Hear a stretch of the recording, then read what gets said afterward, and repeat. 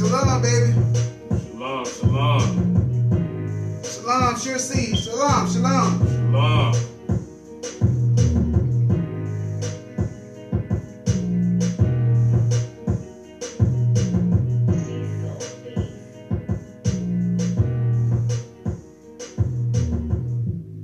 All right, shalom, shalom. I'm Commander Judea, also known as Prince Yizzy. Shalom, I'm Officer Solomon here at the One Nation Israelite School. And we are One Nation Israelite School. Glory to the Father, sister. As y'all, okay. Shalom to y'all. As y'all can see, we coming in late tonight. It's because this is an adults class. We just want to touch a new thing that's been going on lately. Brothers teaching that it's a sin or considered sodomy if two married couples enjoy oral sex and they are wedded, they're married, it's against the law. It's a sin for them two to enjoy oral sex amongst each other.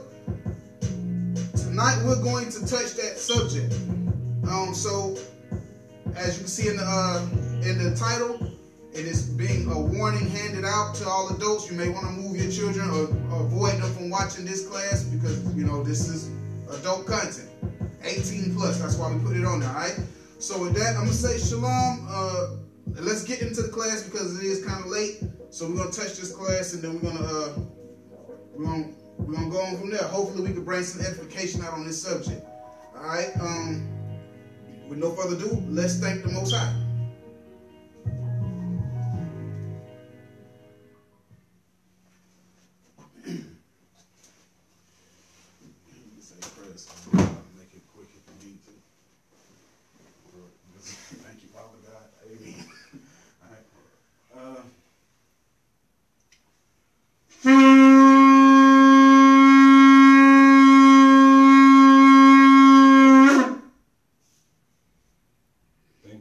Father, for everything you have done for us. Please forgive us for our sins. Heavenly Father, please let us be able to get up. Everybody out there who has to go to work, please give us the spirit to be able to deal with Esau as we have to deal on his jobs daily. Heavenly Father, put your heavenly hands on us, protect us, guide us, lead us, direct us on that path, and keep us protected and send in more workers to harvest in your fields. This is your son, Solomon Israel, praying the action of these things. Your son, Yahweh Shai name. Amen. Amen. Amen. All right. So, glory to the Father. We thank him for his power, his glory, his grace, and his mercy. All right? So now, let's get into this class. Let's get right into it. We're going to get right to it. We're going to try to make it short and sweet. Okay? We're going to try to make it short and sweet. All right? So, let's start off with Romans chapter 15 and verse 4. Romans chapter 15 and verse 4. Romans chapter 15 and verse 4. Romans chapter 15 and verse 4. For whatsoever things were written aforetime were written for our learning, that we through patience and comfort of the scriptures might have hope. Okay, so the things that were written aforetime was written for our hope. I mean, it was written for our learning that we may have hope. So we read the Bible and we go through, and that's where you get your main foundation, the things that you stand on. Everything outside of that, if it goes contrary to the Bible, we denounce it. If it goes and backs up a specific point in the Bible, we roll with it. Okay? But our main foundation is the scriptures of the Most High God. That's why the things that were written aforetime is written for our learning. Okay? So now, what I'm going to do is, I'm going to touch this because they're saying that the new doctrine is that two married people, a married couple cannot give each other oral sex. And if they do that, they are committing sodomy. Now, I know exactly where you get that definition from. So I'm going to read that definition to you first. Okay, we're going to read sodomy on Google. You get that from Esau. Right, you get that from Esau. Okay, so the word sodomy on Google, the definition, sexual intercourse involving anal or oral copulation. Anal or oral copulation. Now, once again, when it comes to the so-called white man, do we believe everything he's saying? Absolutely not. Why? Because we know he will tell you the truth, but he will not tell you the whole truth. Right.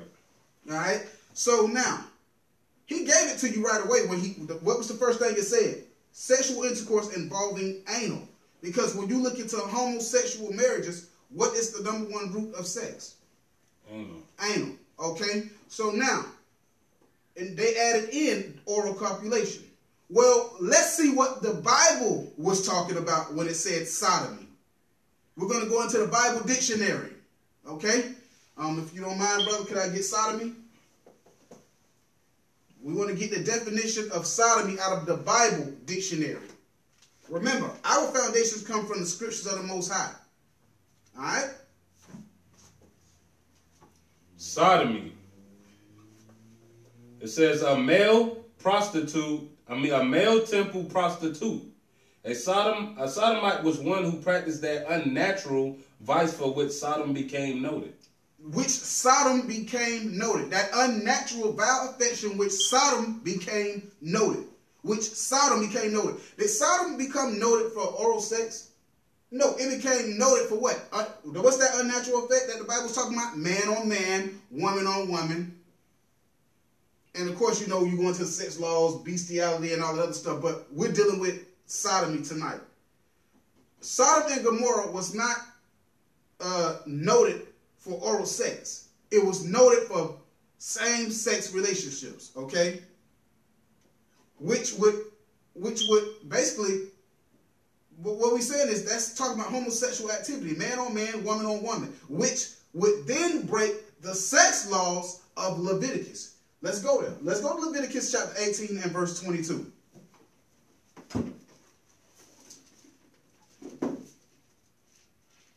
Leviticus chapter 18 and verse 22. Leviticus chapter 18 and verse 22. Thou shalt not lie with mankind as with womankind. It is an abomination. So the Most High God said, a man should not lay with mankind as he would lay with the woman. That would be breaking the sex laws. That would be considered sodomy. A man on top of a man would be considered a sodomite act. A woman licking and sticking another woman with your little stick on the string, that would be considered an act of a sodomite. Okay? Now, let's prove that. Let me show you when it says what was noted in Sodom. Let's see what they were doing in Sodom. We're going to get one example of what they was doing up in Sodom and Gomorrah. Because the word sodomy comes from Sodom and Gomorrah, a place noted in the Bible for homosexual activities. Let's show you or give an example of what they was doing in Sodom and Gomorrah. Let's go to Genesis chapter 19 and we're going to start at verse 1 through 5. We're going to get a little piece of history of what they were doing in Sodom and Gomorrah. Genesis chapter 19 and verse 5. We're going to start at 1 so we can get the history piece. Genesis chapter 19 and verse 1. And there came two angels to Sodom at eve, and Lot sat in the gate of Sodom. And Lot, seeing them, rose up to meet them. So what happened was these angels were sent to investigate Sodom. Okay? They went to Lot. Watch what happened. Come on. And he bowed himself with his face toward the ground. And he said, Behold, now, my lords, turn in, I pray you, into your servant's house, and tarry all night, and wash your feet, and ye shall rise up early and go on your ways. And they said, Nay. So Lot was begging the angels, hey, come on in. Basically showing good southern hospitality, or I ain't gonna say southern hospitality, showing good Israelite hospitality. Like when our brothers come into town, hey, come on in, brother, wash your feet, lay up, kick up, make yourself at home. Stay the night here. The angel said, nay, come on. But we will abide in the street all night. Why? Because their job was to investigate Sodom. Why? Because the Most High is getting ready to bring destruction upon this place for the wickedness there. The homosexuality going on in that place. Come on. And he pressed upon them greatly, and they turned in unto him, and entered into his house, and he made them a feast. Which is how we always did in our custom. So they said, no, we're going to abide in the streets all night. He begged them. So they finally came on in, and he made a nice little meal for them, in other words. Come on. And did bake unleavened bread, and they did eat. And before they lay down, the man of the city, even the man of Sodom, compassed the house round, both old and young, all the people from every quarter. So now the homosexuals, the men of Sodom that surrounded the house, right? What was they trying to do? Come on. And they called unto Lot and said unto him, where are the men which came into thee this night? So it says, where are those two men that came in this night? Meaning, where those angels at? Where those men at? What was their intentions, though? We're going to find out right now. Watch this. Bring them out unto us that we may know them. That we may what? Know them. When that says we may know them, it's saying that we may sex them. That's what it's saying. We're going to prove that. I'm gonna get a couple of examples to show you that when in the Bible, when it says know them, I know her not, or she knew. I'm gonna just give a couple of examples to show you that know them is talking about sexing them. All right, watch this. Go to Genesis chapter 4, verse 1. Genesis chapter 4 and verse 1. And Adam knew Eve his wife, and she conceived and bare Cain and said, I have gotten a man from the Lord. Right. So it says Adam knew his wife and she conceived. That means Adam sexed his wife and she conceived and she bare a son. Let's get another example. Let's go to Judges.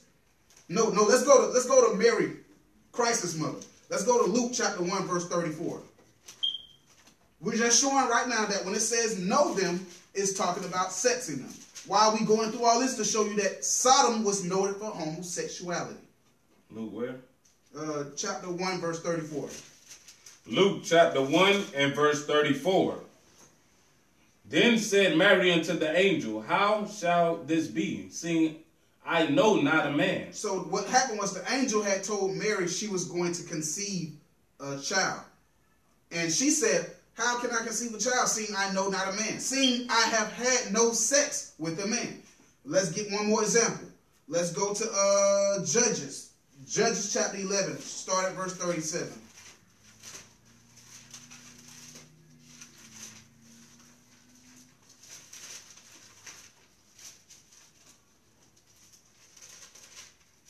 And 7? 37.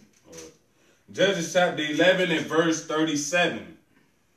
Okay, now, in this point, is king, he made a oath with the Most High that he didn't have to make, saying that if you deliver these other nations into my hand, I will sacrifice the first person I seen. The first person he seen was his daughter. All right? So now, listen to, it's going to basically show you she was a virgin. She knew no man. Come on. And she said unto her father, let this thing be done for me. Let me alone 2 months, that I may go up and down upon the mountains and bewail my virginity, I and my fellows. So what happened was, once again, her father made an oath to the Most High, saying, if you deliver these nations to me, when I get home, the first thing I see, I will sacrifice it unto thee. The first thing he saw when he made it there was his daughter. So he had made an oath with God. So he had to keep the oath, meaning he would have to sacrifice his daughter.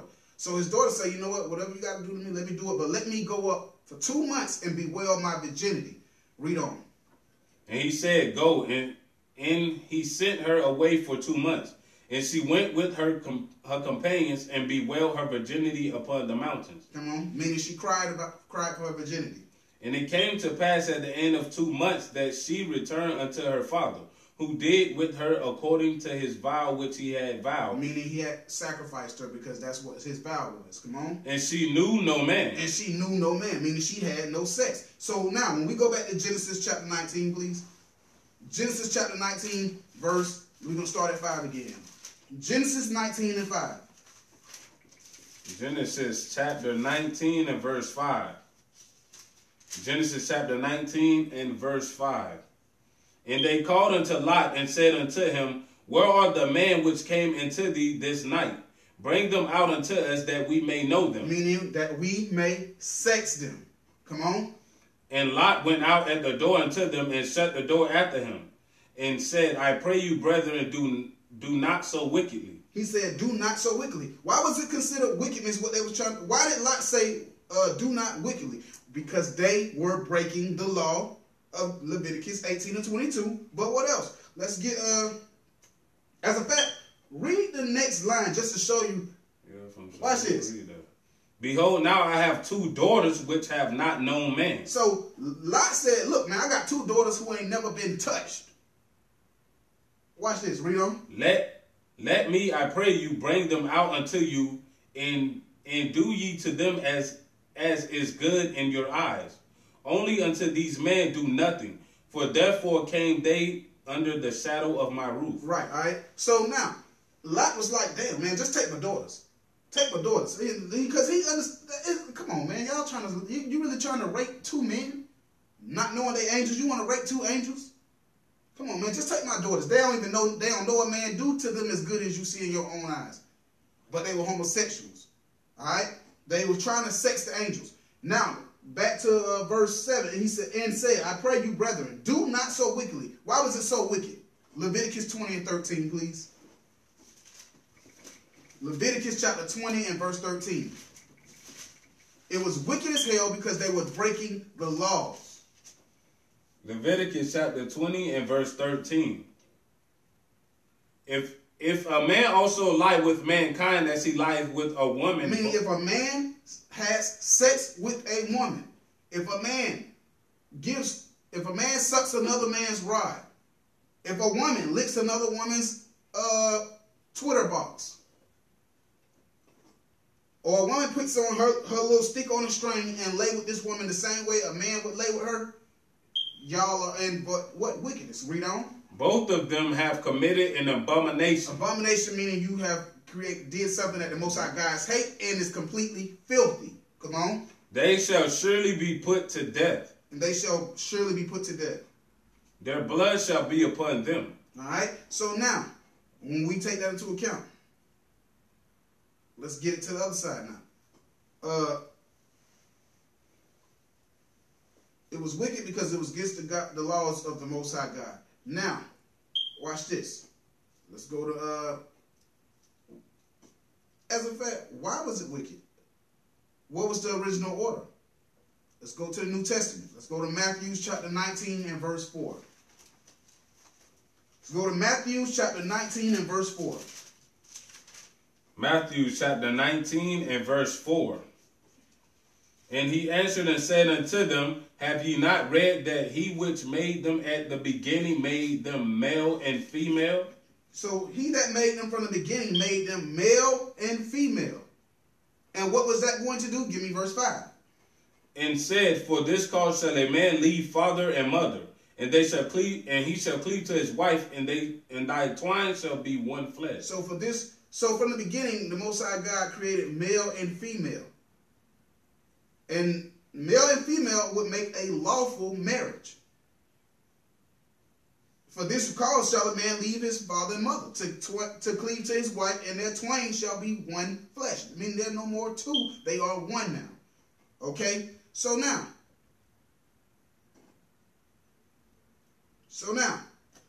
for those who say that oral sex is a sin or a sodomy, if a married couple do it, long as it's male and female, that's not sodomy.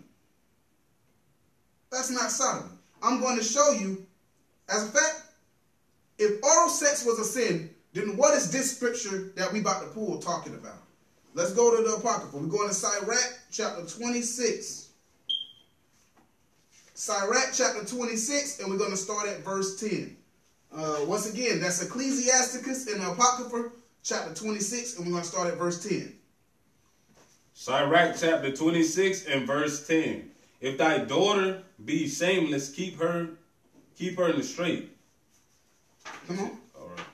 lest she abuse herself through over much liberty. So lest she abuse herself over much liberty. This is talking about if you got a whorish daughter, keep her in straitly, because she would abuse herself with mankind.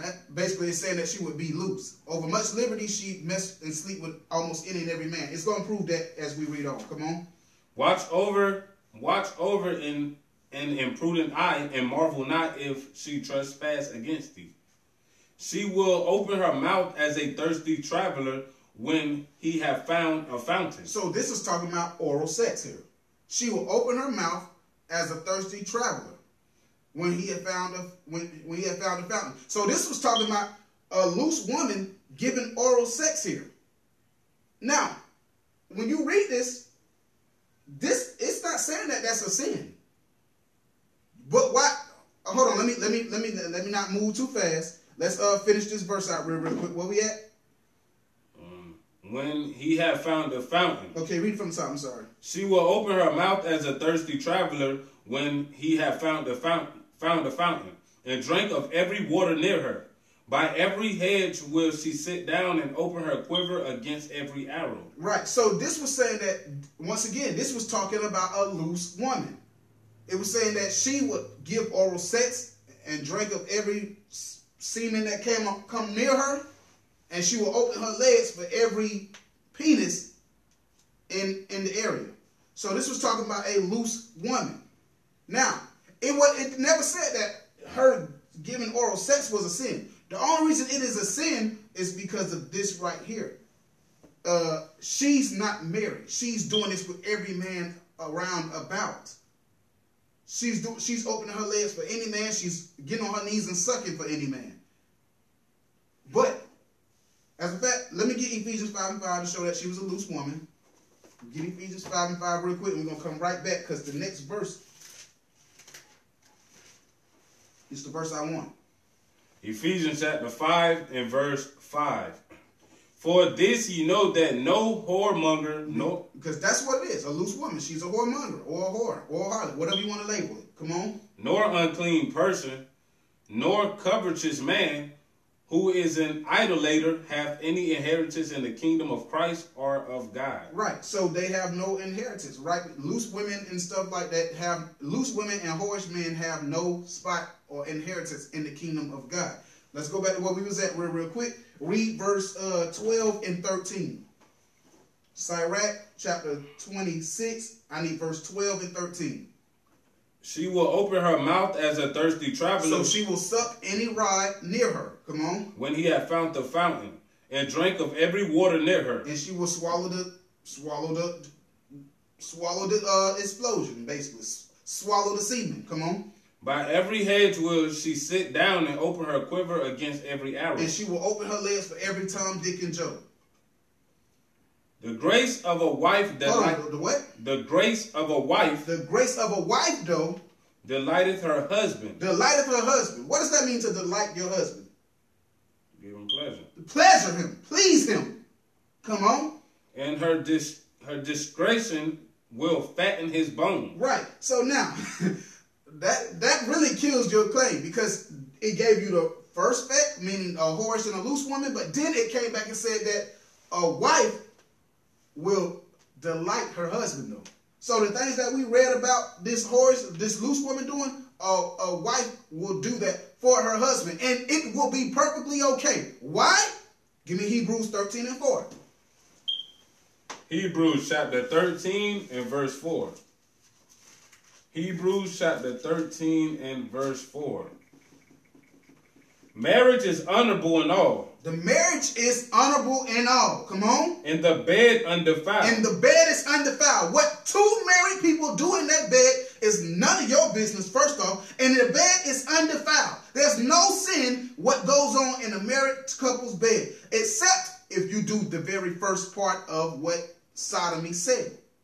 What was the number one root of sodomy? Anal sex. But oral sex has absolutely nothing to do with that. Okay? So now, the bed is undefiled. The bed is undefiled. Watch this. Give me 1 Corinthians chapter 7, verse 2.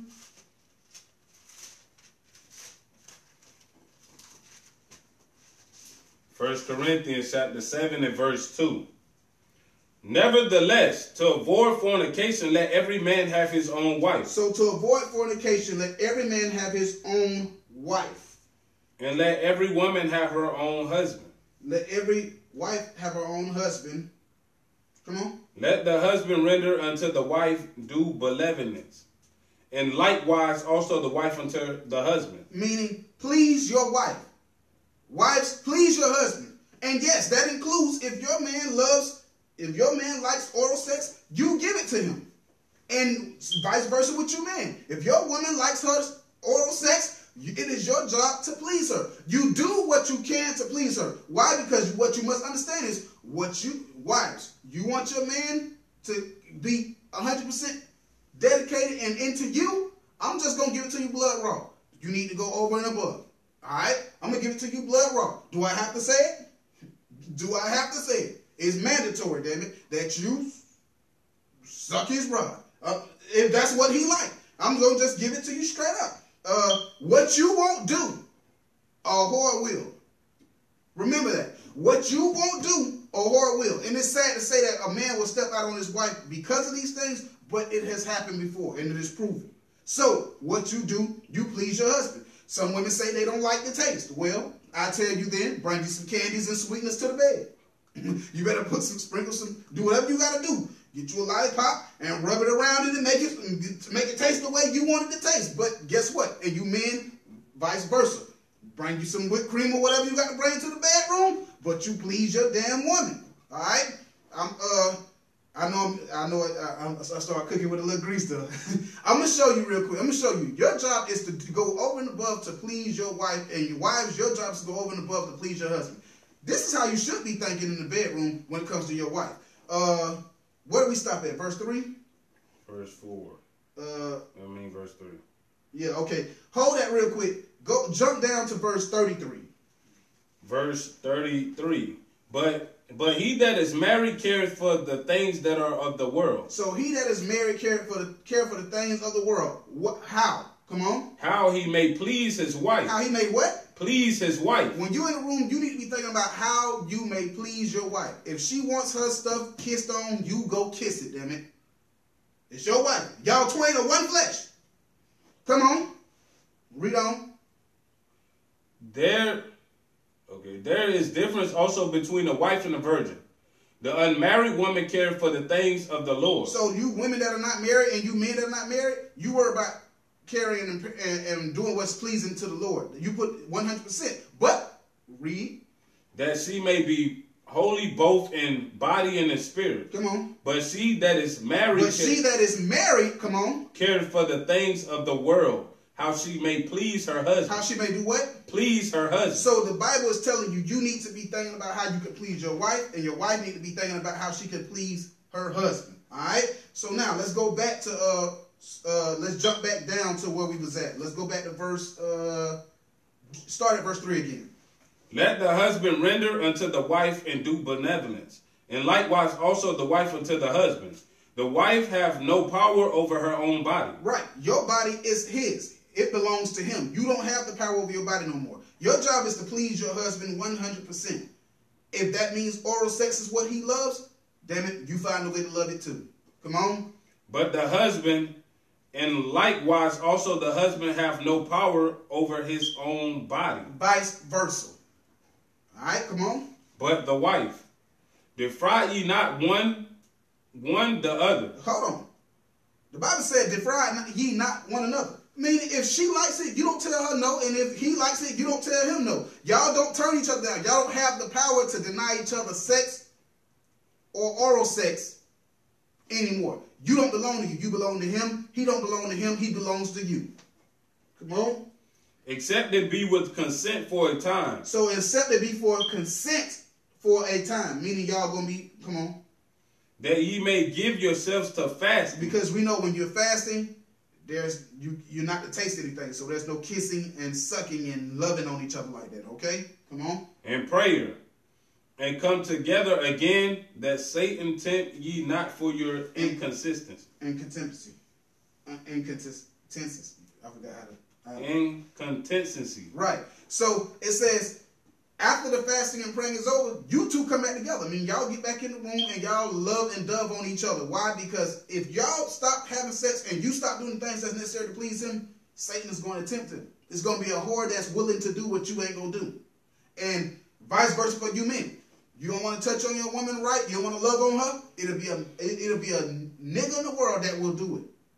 All right? So I hope what we brought forth was enough for y'all to see that oral sex is not a sin for married couples. For married couples. All right? It's always some foolishness that pops up in Israel, and we have to do our best as men of the Lord to debunk things when they come. So, with this, I'm going to say, no. Shalom, thanks, brother, thanks. Before we close out, let's get how the Most High told us to close out. Let's go to Matthew chapter 26. Matthew chapter 26 and verse 6. Glory to the Father. Now when Jesus was in Bethany in the house of Simon the leper, there came unto him a woman having an alabaster box of very precious ointment, and poured it on his head as he sat at meat. But when his disciples saw it, they had indignation, saying, To what purpose is this waste? For this ointment might have been sold for much and given to the poor. When Jesus understood it, he said unto them, Why trouble ye the woman? For she hath wrought a good work upon me. For ye have the poor always with you, but me you have not always. For in that she hath poured this ointment on my body, she did it for my burial. Verily I say unto you, wheresoever this gospel shall be preached in the whole world, there also this that this woman hath done be told for a memorial of her. So wherever we go, we are commanded to bring out this. Wherever we teach this gospel in the world, we are commanded to bring out what this sister did for Christ, preparing him for his burial. Showing that you women are more than just fringe makers, bed breakers, and bed witches, okay? Y'all are very special and important to this role too. And with that, that's another reason why you men need to be satisfying your women, and you women need to be satisfying your husbands. All right? Let no man put asunder what the Most High put together. Okay? Y'all enjoy y'all marriage. Okay? To the people that follow One Nation is out here. This is what we believe. Get with it. All right? So, glory to the Father, glory to the Father. And with that, I'm going to say shalom. Shalom.